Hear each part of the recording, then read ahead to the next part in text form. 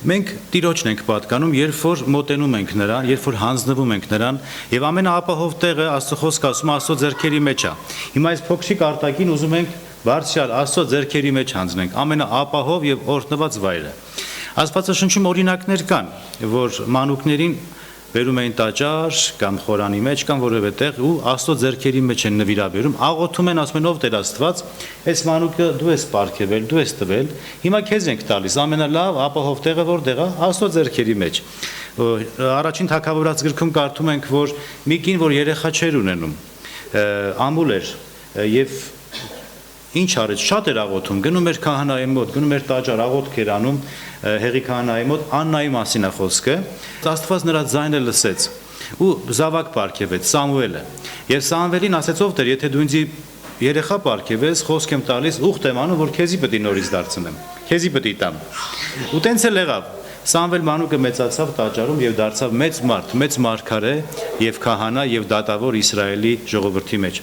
Այնպես որ Աստված ինչ տալիս է, մենք կրկին նրան ենք տալիս։ Այս սովորությունը մենք որդեգրել ենք եկեղեցիներում, ապահով ձեռքերի մեջ ենք հանձնում Աստծո։ Հիմա պետք է աղոթենք փոքրիկ արտակի համար, այս հրաշալի վարիկի համար, կգայի մոտ ինքը թե չի գա։ Ահա, ինչ լավ է։ Գայանեի Տիգրանի համարը պետք է աղոթենք, որպեսզի Աստված նրան զորացնի, պետք եղած իմաստությունը տա, որպեսզի իրենց փոքրիկին Աստծո ճանապարհների մեջ մեծացնեն,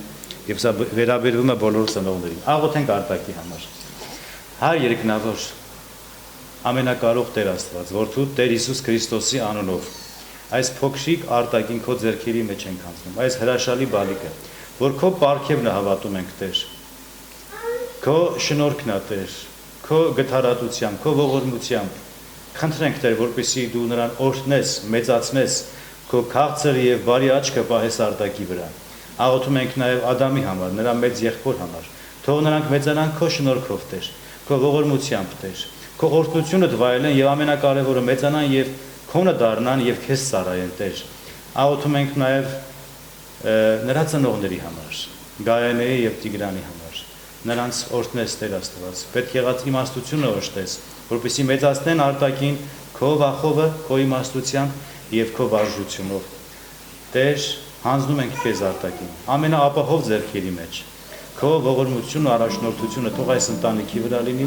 եւ քո փառքը թող երևա եւ դու փառավորվես այս ընտանիքի մեջ հիմա եւ բոլոր դարերում Տեր Հիսուսի անունով խնդրեցինք։ Ամեն։ Տեր Հիսուսը եկավ աշակերտներին կանչեց, որպեսզի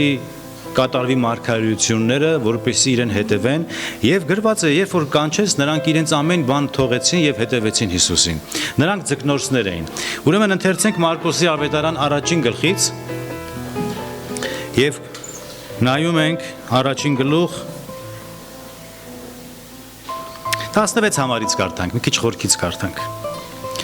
Երբ նա անցնում էր Գալիլեայի ծովեզրով, տեսավ Սիմոնին եւ նրա եղբայր Անդրեասին, ուրկանը ծովը գցելու, քանի որ ձկնորս էին, եւ Հիսուսն ասաց նրանց. «Իմ ետևից եկեք, եւ ես ձեզ մարդկանց ձկնորսներ կդարձնեմ»։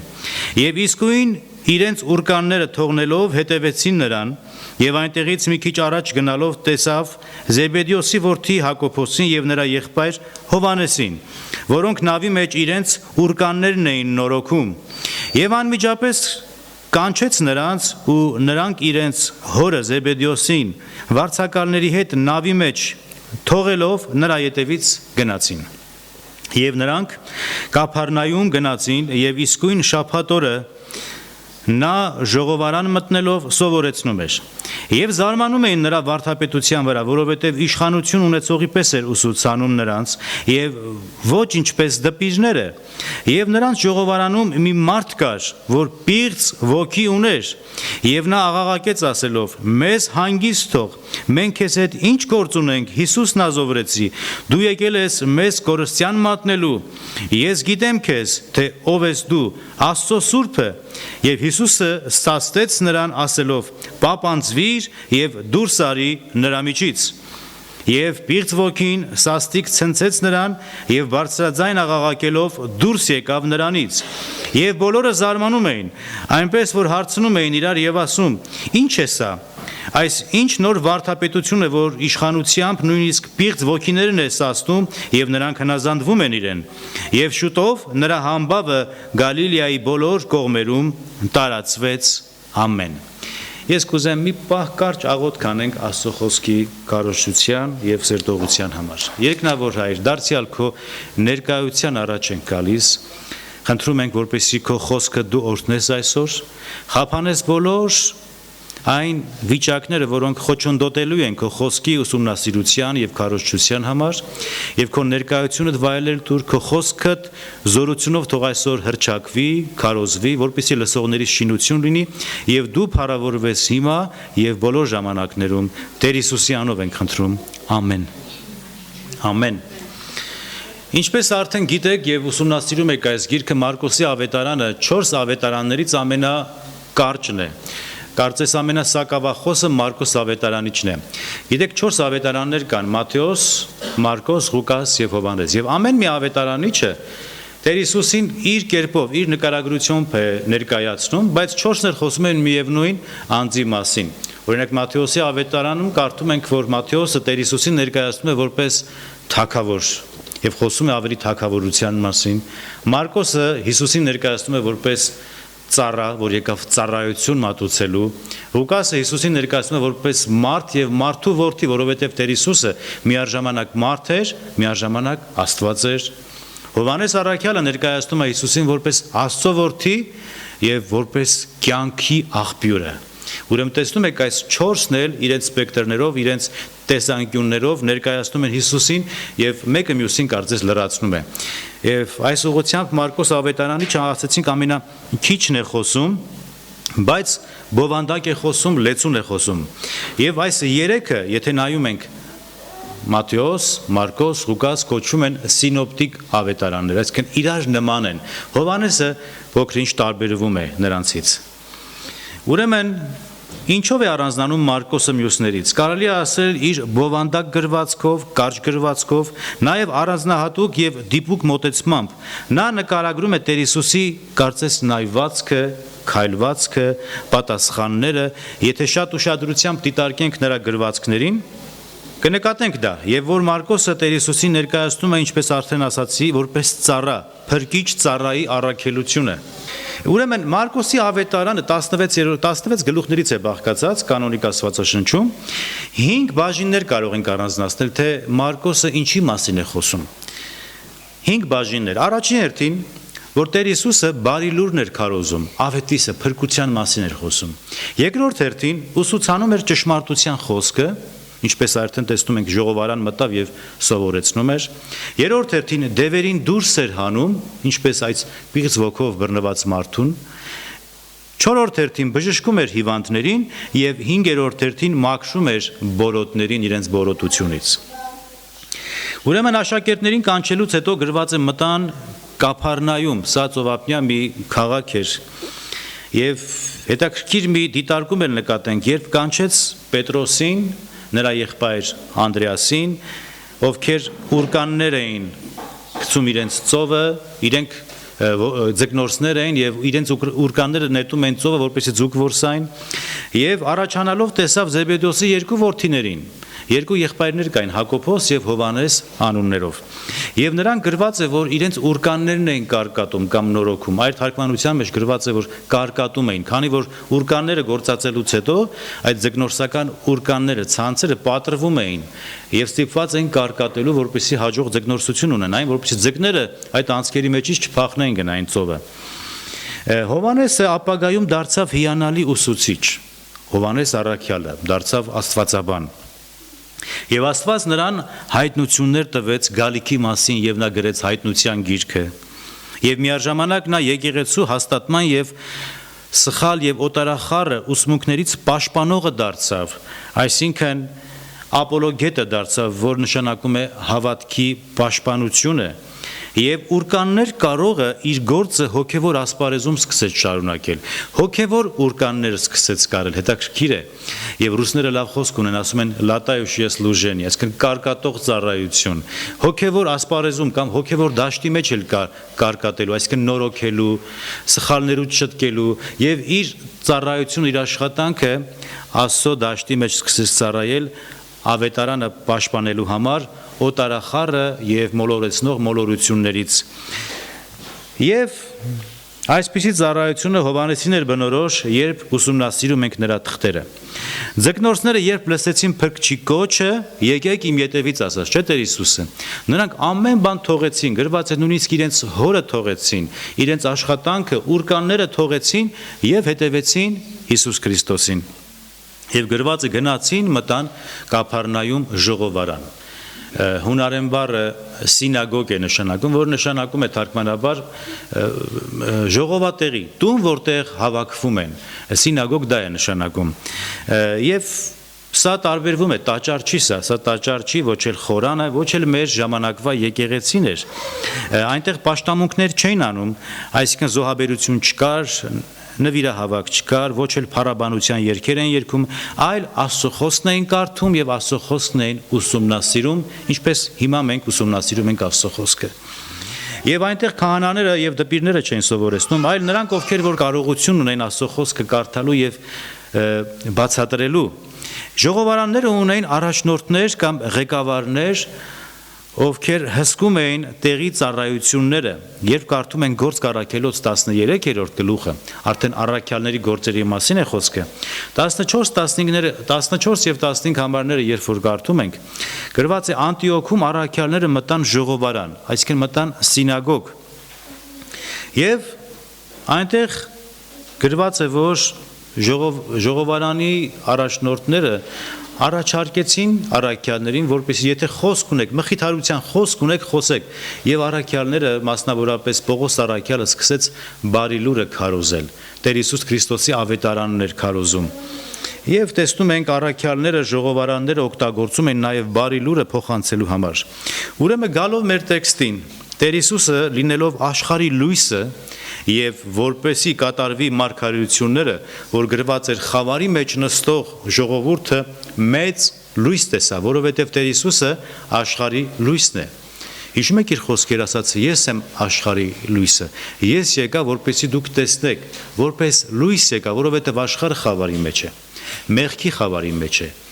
Եվ կարդում ենք, որ նրանք նստած էին, այսինքն Գալիլեայի ժողովուրդը խավարի մեջ նստած էին, բայց լույսը տեսան։ Եվ այնտեղ մարդիկ սկսեցին լսել նրա խոսքը, ճշմարտության խոսքը լսեցին, եւ ճշմարիտ ուսուցում լսեցին, վարդապետությունը լսեցին Տեր Հիսուսի, եւ Աստծո խոսքի միջոցով հավատացողներին կարծես Տերը խավարից դեպի լույսը կանչեց, մահից դեպի կյանքի փոխադրեց։ Կափառնայում, այսինքն այդ ծովափնյա քաղաքում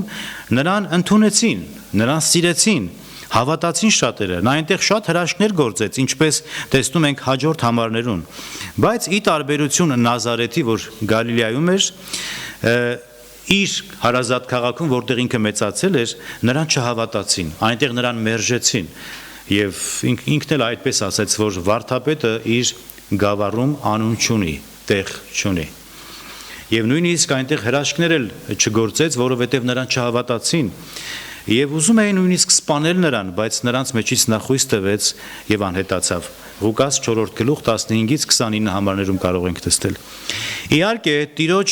ուսուցումները տարբերվում էին, նա այնպես չէր քարոզում, ինչպես քահանաներն էին քարոզում։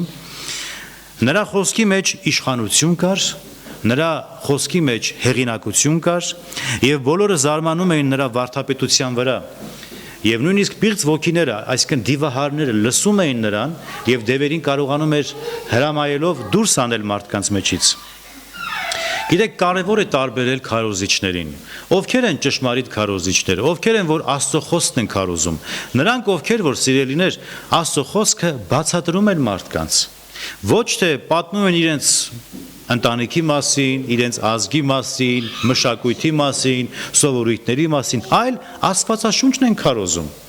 Սրանով է առանձնանում աստվածաշնչյան քարոզչությունը եւ շատ կարեւոր է որպես քրիստոնյա հավատացյալներ մենք այս գիտելիքը ունենանք, այդ իմաստությունը ունենանք, որպեսզի զանազանենք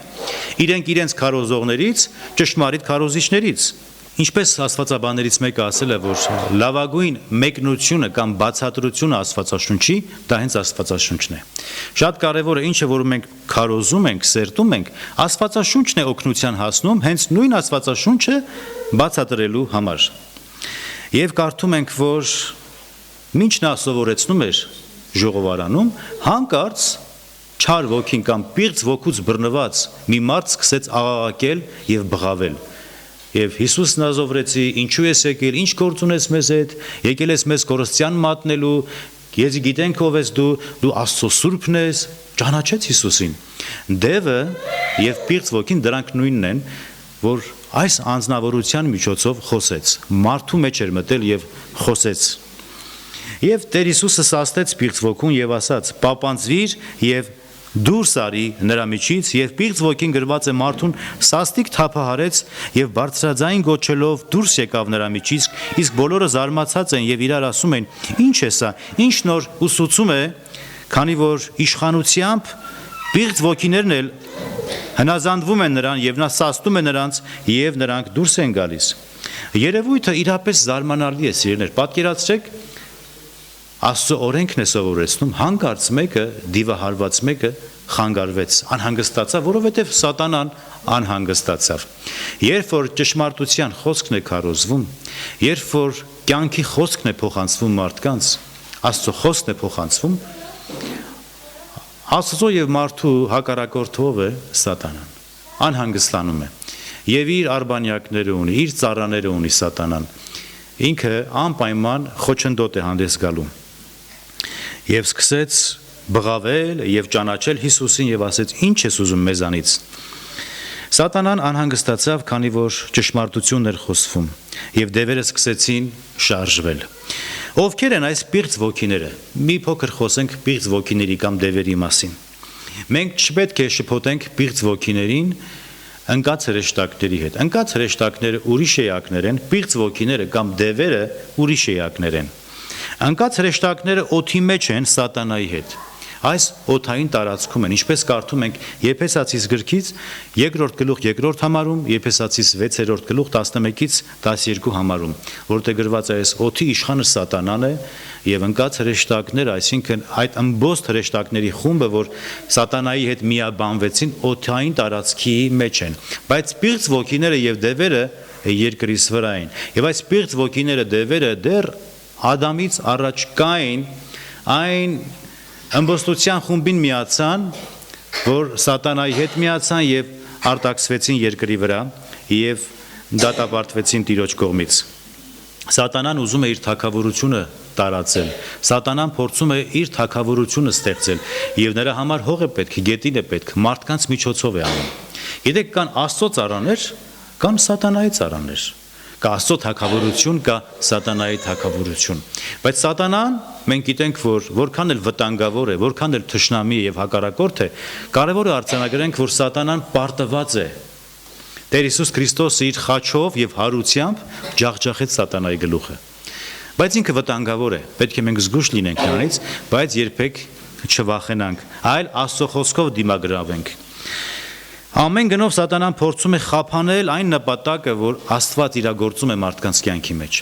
Մարդը ինչպես ստեղծվեց, գրված է, մարդը ստեղծվեց Աստծո պատկերով եւ նմանությամբ։ Բայց սատանան փչացնում է այդ նմանությունը։ Փչացնում է Աստծո հավիտենական նպատակը, ծրագիրը, այն փրկարար ծրագիրը, որ Աստված իր որդիով, Հիսուս Քրիստոսով իրականացնում է մարդկության մեջ։ Գիտեք, մենք հիմա սերտում ենք Մարկոսի ավետարանը եւ այստեղ տեսնում ենք, որ Մարկոս ավետարանիչը Տեր Հիսուսին ներկայացնում է որպես ծառա, որպես փրկիչ ծառա եւ փրկիչ ծառայի առաքելության երրորդ բաժինը, ինչպես սկզբում տեսանք, նա դևերին դուրս էր քշում։ Դևերին դուրս անել, պիղծ ոգիներին դուրս անել, որպեսզի մարդիկ չտանջվեն դևերի ձեռքը։ Որովհետև դևերը ինչ են ուզում, մարդուն տանջել, դեպրեսիոն վիճակի մեջ գցել, ճնշել եւ վերջը մարդիկ դառնում են հոգեկան խանգարված հիվանդներ եւ ինքնասպանություններ ենք տեսնում։ Ինչից է սա։ չար ոգիների ազդեցության տակ է լինում սա։ Ուրեմն ինչպես են դևերը ներթափանցում մարդկանց մեջ, կարող է հարց առաջանալ, ինչպես են այս չար ոգիները մարդկանց մեջ մտնում, չէ՞։ Այդ հարցը կարող է ձեր մեջ առաջանալ։ Եվ ինչպես են արտահայտվում, դիվահարված մարդիկ ինչպես են առանձնանում, ինչ սիմպտոմներ, ինչ երևույթներ կան։ Նրանք երբեք չեն հարցնում, կարելի է ձեր տուն հյուր գալ, կարելի է թափանցել ձեր ներսում, կարելի է ձեզի խանգարել, երբեք անկոչ հյուրի պես չար ոգիները ներս են մտնում, բայց պատճառ կա, սիրելիներ, ինչն է պատճառը։ Մարդկանց մեղքերն են պատճառը, որ դուռ են բացում դիվային աշխարհի համար։ Անհնազանդությունը, երբ որ դու մերժում ես միշտ Քրիստոսին, անտիքրիստոսը կամ Քրիստոսի հակառակորդը ուրախությամբ ներխուժի կյանքիդ մեջ, առանց հարցնելու։ Երբ որ չներելու հոգի կա մեջդ, չարը նույնպես ներխուժում է կյանքիդ մեջ։ Երբ որ անվայել ֆիլմեր եւ վիդեոներ ես տեսնում, անարակություններ, աչքերով տեսնում ես, չարը եւ հակառակորդը անմիջապես քո ներսում կգա։ Մեղքեր, վիճակներ, որոնք տհաճ են Աստծուն, եւ սրա համար կարծես դուռ ես բացում դիվային աշխարհի համար։ Ինչ է չարի գործը։ Չար ոգին այս առիթները երբեք բաց չի թողնում, որպեսզի մարդու կյանքը մղձավանջի վերածի։ Սատանայի գործն է, որ մարդու կյանքը սևացնի, ապականի, մեղքի մեջ դատապարտության զգացումով լեցնի, մտային դեպրեսիվ վիճակներով բեռնավորի, տանջի եւ վերջ ինքնասպանության է առաջնորդում եւ դրանից ինքը հաճույք է ստանում։ Գրված է բարձր ձայնով աղաղակեց, ճանաչեց Հիսուս Քրիստոսին, բայց նաեւ հնազանդվեց, որովհետեւ Տեր Հիսուսը այս գործի, այս նպատակի համար աշխարհ եկավ։ Նա Տերն է եւ չկա էակ եւ արարած, որ չլսի նրա ձայնը եւ չենթարկվի նրան։ Եվ ժամանակի լրմանը Սատանան պետք է նետվի անմար կրակով վառվող լիճը, որը վերջնական դատաստանն է։ Եվ բոլոր դևերը, բոլոր անհնազանդ մարդիկ, ովքեր հետևելու են Սատանայի հետքերին, նրա գործերին, Սատանայի գործերը պետք է անեն եւ մերժեն Քրիստոսին, նրանք նույնպես պետք է դատապարտվեն։ Ոմանք հարցում են, բա մարդիկ ինչու են դատապարտվում։ Այդ Սատանան պետք է դատապարտվի, Սատանան պետք է կապվի եւ կրակի հնոցը գցվի, բա մարդիկ ինչու։ Աստված սիրելիներ, դժոխքը մարդկանց համար չի ստեղծել։ Դժոխքը ստեղծված է Սատանայի եւ չար հրեշտակների եւ դիվային աշխարհի համար, բայց մարդիկ են ընտրում իրենց կամքով հետևել Սատանային, մերժելով փրկության միջոցը Քրիստոսին, լույսը մերժելով խավարի գործերն են անում։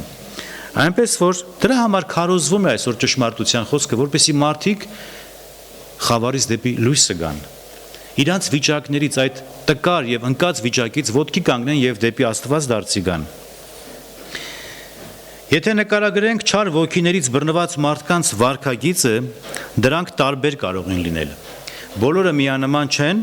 բայց բարձրաձայն աղաղակը, բղավոցները բնորոշ են նրանց ոմանց, ովքեր որ չար ոգով բռնված են։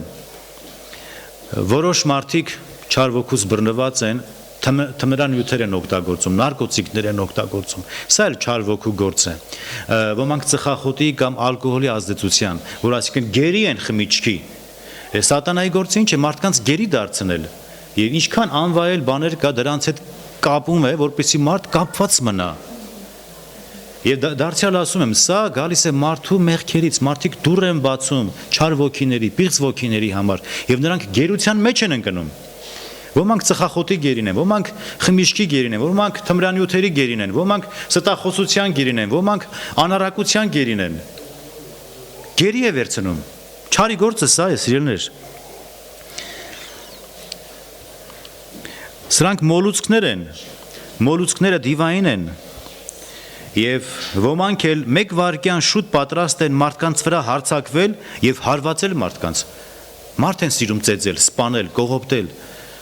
Մարդասպանությունը ինչի է։ Չարը մտնում է մարդու մեջ եւ մարդու կյանքն է խլում։ Օրեր առաջ Միացյալ Նահանգներում երևի 2 շաբաթ առաջ էր կամ 3 շաբաթ առաջ, օրեր առաջ եմ ասում, կհիշեք, որ տրանսպորտի մեջ մեկը մի ուկրաինացի աղջկա սպանեց, դանակահարեց։ Լսեցիք։ որ անբացատրելի պատճառներից, այսինքն պատճառ չկար, իրար չէին ճանաչում։ Հանկարծ ասում եմ մեջս ինչ որ մի բան մտավ եւ սկսեց դանակով հարվածել, մի քանի հարվածներ եւ սպանեց աղջկան։ Ինչպես կարող ենք մենք սրան վերաբերվել, եթե ոչ դիվային ազդեցություն, պիղծ ոգուց բռնված լինելով, կամ անեծքը, հայոյանքը, սրանք նույնպես չարից է սիրելիներ։ Ամեն չար բան, որ մարդը գործում է, նրանում դևերն են ներգործում։ Նորից եմ կրկնում, պիղծ ոգիների դերակատարությունները տարբեր են լինում, բայց նպատակը նույնն է՝ սատանայի ծրագիրը առաջ տանել, մարդկանց կյանքերը սևացնեն։ Շատ տարիներ առաջ, սիրելիներ, դոկտոր Նևիոս անունով մի մարդ միսիոներության է ուղարկվում, որպեսզի Քրիստոսի խոսքը տարածի մարդկանց մեջ եւ մանավանդ միջին ասիական երկրներում, իր պատմական հուշերում գրում է, որ պիղծ ոգիները գործում են այնպիսի մարդկանց մեջ, ովքեր որ աղքատ են, սոցիալական անապահով վիճակների մեջ են, ավելի անուս եւ աղքատ երկրներում, եւ ասում է, որ Միացյալ Նահանգներում եւ եվրոպական երկրներում նման երևույթները չեն կարող տեսնել, քանի որ Ամերիկայի Միացյալ Նահանգները կամ եվրոպական երկրները զարգացած երկրներ են։ Սակայն մարդիկ նրան դեմ կանգնեցին եւ ասեցին, որ դու սխալվում ես։ Պետք է ասենք, որ այս մարդը մեծապես սխալվել է, որովհետեւ դևերը ներգործում են ինչպես ցածրադաս եւ աղքատ հասարակության մեջ, այնպես էլ զարգացած եւ քաղաքակիրթ հասարակության մեջ նույնպես։ Չպետք է ասենք, որ աղքատ երկիր է եւ դևերը այնտեղ շատ են։ Զարգացած եւ հարուստ երկրներում նույնպես դիվահարվածներ կան, պիղծ ոգուց բռնված մարդիկ կան։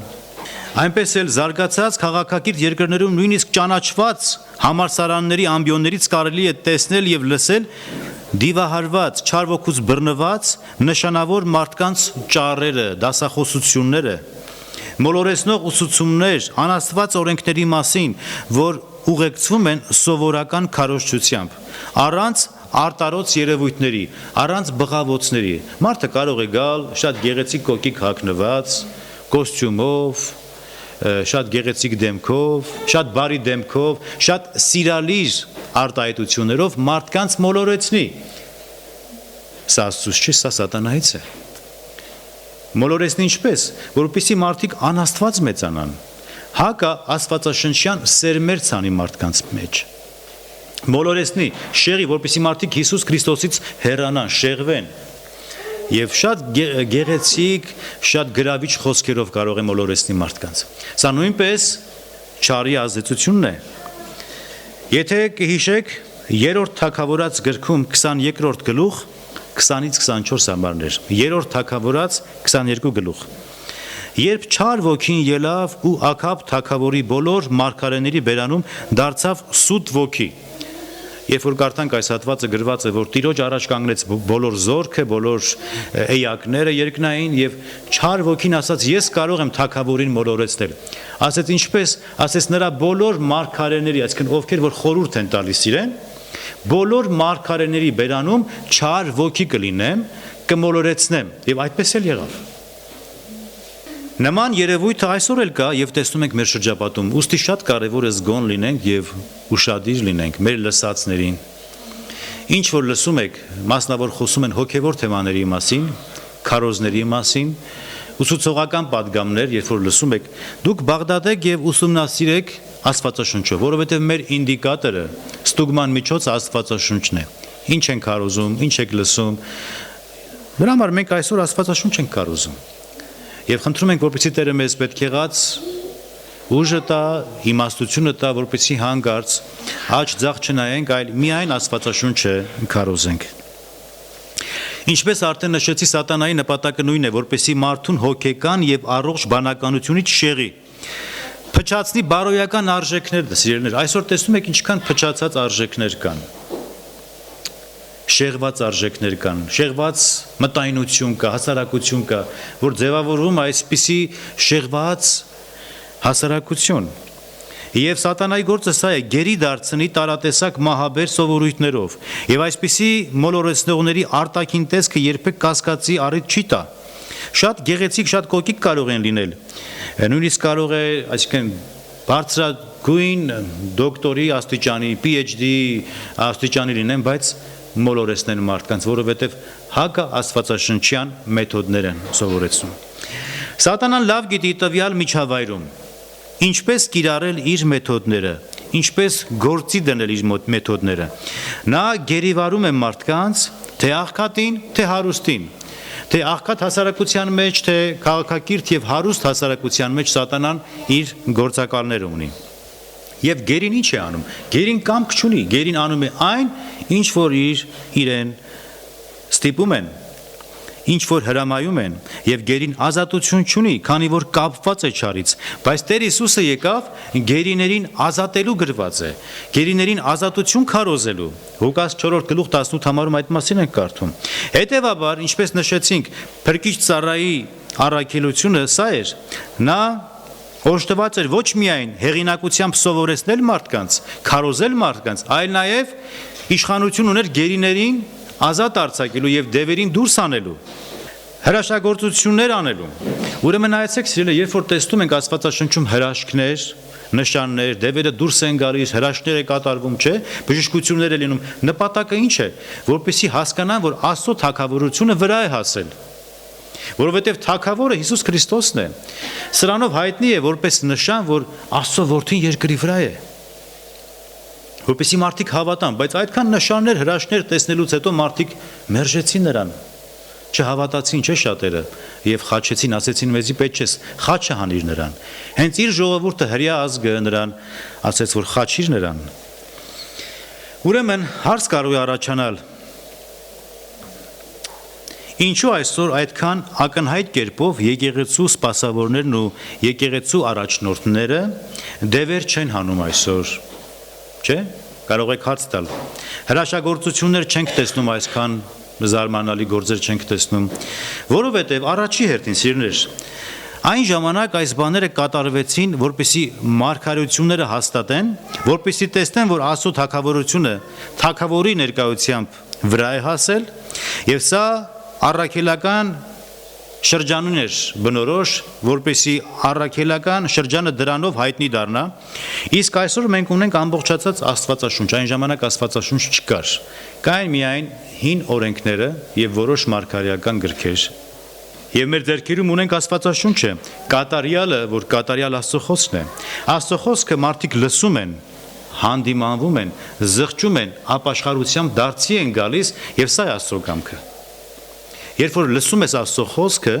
սուրի պես թափանցում է մարդու կյանքի մեջ, խղճմտանքի հետ է խոսում, զգացումների հետ է խոսում, ինչպես կարդում ենք Եփեսացիս գրքում, որ Աստծո խոսքը երկսայրի սուր է, թափանցում է մարդու ուղն ու ծուծը, միջև ողերը, միջև մարդու հոգեկան խորքերը, մարդ լսում է եւ դարձի է գալիս։ Հավատքի առաջանում մեջ է, որովհետեւ հավատքը լսելուց է, լսելը Աստծո խոսքից։ Շատ པարզ գրված է Հռոմեացիներին 10:17։ Հավատքը ավանդական բան չի, որ եկավ մեզի հասավ։ Հավատքը լսելուց է, խոսում ենք Աստվածաշնչային փրկարար հավատքի մասին։ Տերը այսօր փրկում է եւ ազատագրում է մեղքով կապվածներին, բեռնավորվածներին։ Այսօր էլ նույն Տերը փրկում է։ Հիսուս Քրիստոս նույնն է, երեք այսօր եւ հավիտյան կարդում ենք։ Նա այսօր է կարող է փրկել, այսօր է կարող է քեզի ազատագրել, այսօր է կարող է քեզի մեղքերի թողություն տալ։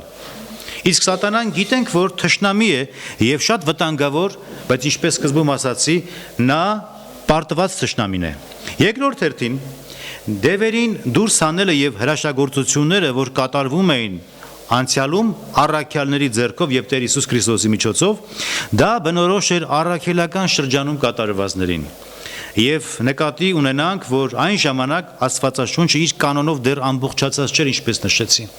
Սա բնորոշ էր առաքյալներին, ինչպես Պողոս առաքյալ ասում է, ես ին վրա առաքյալի նշաններն եմ կրում, կամ առաքյալներին բնորոշ գործեր եմ գործում։ Ինչ էր, հրաշագործություններ անել, հիվանդները բժշկել, նույնիսկ ընդհուպ միջև մեռելներն էին հարություն առնում։ Տերը ուզում է, որպեսզի մենք էլ հարություն առնենք մեր մեղավոր վիճակից, մեռած վիճակից։ Երբ որ դարձի ես գալիս ապաշխարությամբ դեպի Տերն ես դառնում, սա նշանակում է դու ոտքի ես կանգնում, սա նշանակում է ընկած ես, խավարի մեջ ես, բայց Տերը քեզ լույսի բերեց, կյանք տվեց եւ ել ավելի կյանք տվեց։ Ոչ թե ժամանակավոր 70, 80, լավ 100 տարի, այլ հավիտենական կյանք տվեց։ Աստված չի ուզում, որպեսզի մենք տանջվենք, Աստված չի ուզում, որպեսզի մենք մեռնենք, ասում է, ես մեռնողի մեռնելուց հաճույք չեմ ստանում, այլ որպեսզի դարձի գա եւ ապրեք։ Եվ ինչպես են դարձի գալիս, ճշմարիտ հավատքով։ Եվ ինչպես են հավատում, եթե Աստվածաշունչ չքարոզվի, երբ որ լսում ես Աստծո խոսքը, հավատքով ընդունում ես, մահից դեպի կյանքի ես անցնում, խավարից դեպի իր սքանչելի լույսն ես անցնում։ Տերը ինչպես սաստեց պիղծ ոգուն, ինչ որ արարողություններ արեց, այնտեղ ծուխ ելավ, չգիտեմ, կախարդական բաներ եղան, չէ, ասեց դուրս արի նրա մեջից, սաստեց, չէ, այդպես կարդացինք, հիշում եք, այսինքն խոսեց։ Գիտեք, Տիրոջ խոսքի մեջ տեսնում եք, որ զորություն կա։ Հովանու 6-րդ գլխում Տեր Հիսուս ասաց, այն խոսքերը, որ ես ձեզ խոսում եմ, դրանք հոգի եւ կյանք են։ Ինչն է ամենակարևորը։ Կյանքը, չէ։ Դուք ամեն ինչ անում եք, որ կյանք ունենաք, ապրեք։ Այդպես չի։ Մենք բոլորս մարդկությունը, այսինքն գնում ենք հանգստանում ենք, չգիտեմ, դեղորայք ենք օգտագործում, խնամում ենք մեզի, բժշկի ենք գնում, որպեսզի առողջանանք եւ կյանք ունենանք, ապրենք։ Բայց ինչքան էլ ապրենք, մի օր պիտի այս աշխարհից հեռանանք բոլորս։ Կյանքի մայրամուտը բոլորիս է սպասվում։ Բայց հանդերձյալը կա, հավիտենական կյանքը կա։ Տեր Հիսուս ասաց, ես եկա, որ դուք կյանք ունենաք։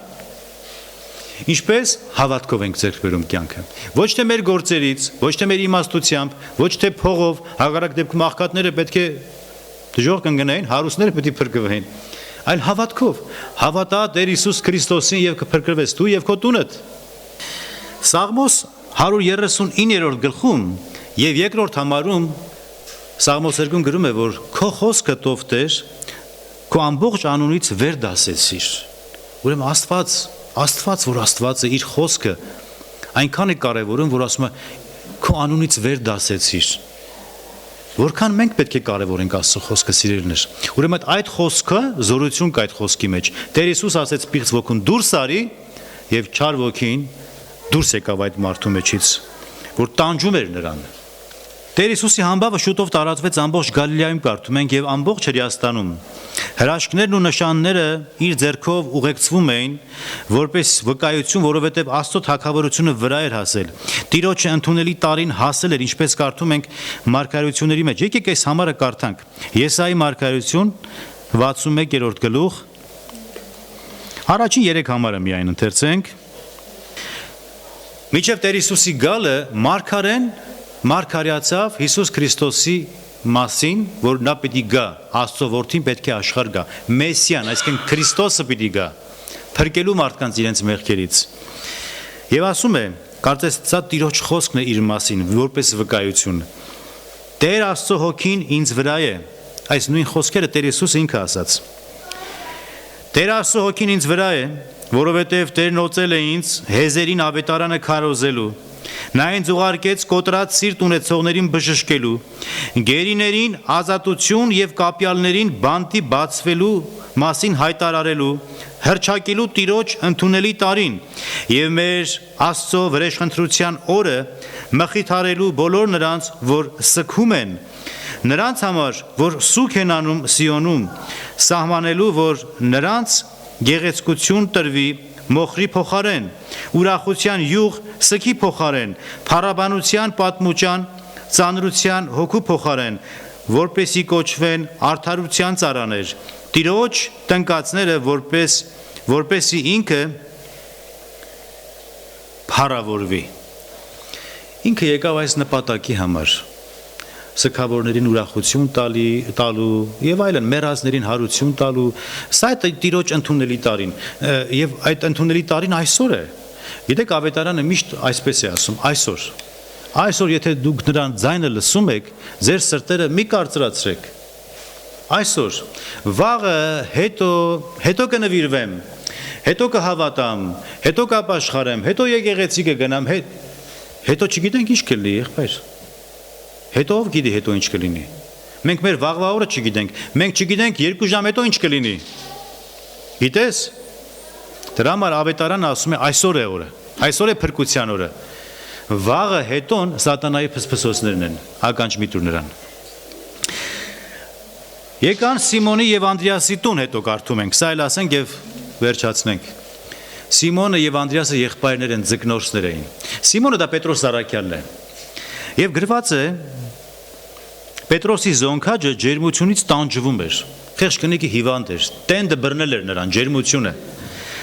Եվ պարկած էր, եւ Տերը նրան բժշկեց եւ ջերմը կնոջը թողեց, գրված է։ Ղուկասը, ոչ թե Մարկոս, այլ Ղուկաս ավետարանիչը այս դեպքը նկարագրում է հետևյալ կերպով, որ Տերը սաստեց, այսինքն խիստ խոսեց ջերմությանը։ Կարծես ջերմին խոսեց, ջերմը մարդը էակ է, որ հասկանա, չէ, բայց այդպես եղավ։ Սաստեց ջերմին, գրված է, եւ ջերմը թողեց նրան։ Այսինքն նույնիսկ տենդը եւ ջերմությունը հնազանդվեցին նրան։ Ոմանք այս պատահածը բացատրում են, որ սա դիվային ճնշում էր, այսինքն սատանան կարող է ջերմության եւ տենդի միջոցով մարդուն ընկճել եւ անկողին գցել, բայց Տեր Հիսուսը եկավ, սաստեց, հրամայեց եւ այդ տենդը ջերմությունը թողեց կնոջը եւ ինչ եղավ, այդ կինը գրված է վեր կացավ եւ նրանց ծառայում էր, սպասարկում էր նրանց։ Գիտեք, սա այստեղ կարևոր դաս ենք մենք սովորում։ Երբ որ դու բժշկված ես մեղքի հիվանդությունից, պետք է ծառայես Տիրոջը։ Սպասավորություն անես Տիրոջը։ Բժշկված ես, այո, ասում ենք, ուրեմն պետք է ծառայենք Տիրոջը։ Ինչ ծառայություն որ կարող ես անել։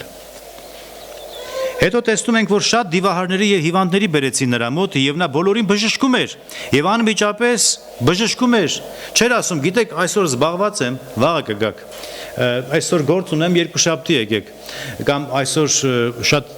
ուրիշ հարանվանություններ կան, ասում են, շաբաթ օրը հատուկ բժշկության օր կա, բժշկության ծառայության օր։ Ինչի կիրակի չի լինում, ինչի ուրիշ օր չի, Տեր Հիսուսը անմիջապես տեղում վրա բժշկում էր, որովհետև նա Տերն է, նա այս նպատակի համար էր եկել։ Մեղքի պատճառով մարդկությունը տանջվում էր, դիվահարվածներ, անդամալուծներ, կույրեր, բոլոտներ եւ տարբեր հիվանդներ եկել էին նրա մոտ։ Գիտեք, սա է մարդկության վիճակը, սա է աշխարհիս վիճակը։ Ամենուրեք տեսնում ենք մեղք, ամենուրեք տեսնում ենք հիվանդություններ, մահեր, պատերազմներ։ Միակ միջոցը ելքը ապաստարանը Տեր Հիսուս Քրիստոսի մեջ է։ Այդ մի անձի մեջ է, սիրելիներ։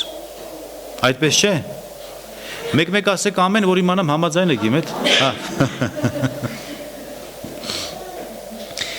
Եվ գրված է այս ամենից հետո այս ծանրաբեռնված, բեռնավորված ծառայությունից հետո Տեր Հիսուսը որպես մարդ կհոգներ, չէ, առանձնացավ, գրված է, իրանցից հեռու եւ աղոթում էր։ Մի ամայի վայր գնաց եւ աղոթում էր այնտեղ եւ առանձնացավ այս ժողովրդից, որպես փրկիչ ծառանակարիք ուներ հանգստանալու եւ աղոթելու եւ զորություն ստանալու, որովհետեւ ծանրաբեռ աշխատանք էր տանում եւ դեռ պետք է շարունակեր այս աշխատանքը եւ ասաց եկեք գնանք մոտակա գյուղաքաղաքը որ այնտեղ էլ քարոզեն որովհետեւ հենց այս նպատակի համար եմ եկել նայեցեք չի ասում գնամ դևեր հանեմ գնամ հրաշքներ գործեմ գնամ քարոզեմ ասեց